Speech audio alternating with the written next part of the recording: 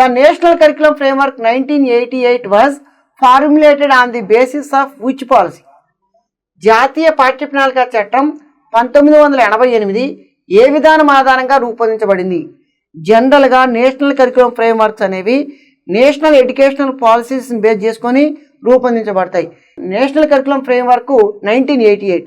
మన national curriculum framework 1988లో వచ్చిందంటే దానికంటే ముందు ఒక నేషనల్ ఎడ్యుకేషన్ పాలసీ రావాలి కదా.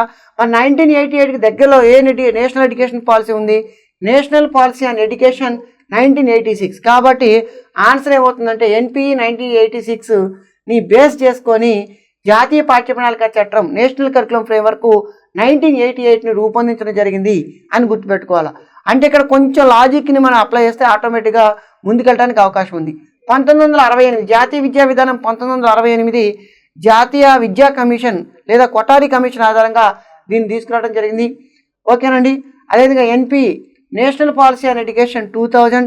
అదేవిధంగా ఎన్పి 2005 నేషనల్ కరికులం ఫ్రేమ్వర్క్ 2005. ఈ national policy on national curriculum framework 2005 అనేది నేషనల్ కరికులం ఫ్రేమ్వర్క్ 2000 బేస్ చేసుకొని తీసుకొని రావడం జరిగింది అని గుర్తుపెట్టుకోవాలి. ఆన్సర్ ఏమవుతుందంటే ఇప్పుడు దీనికి ఎన్పి 1986 జాతీయ పాఠ్య ప్రణాళిక చట్టం 1988 ఏ విధానం ఆధారంగా తీసుకొనబడింది అంటే 1986 జాతీయ విద్యా విధానం ఆధారంగా తీసుకురావడం జరిగింది అని గుర్తుపెట్టుకోండి.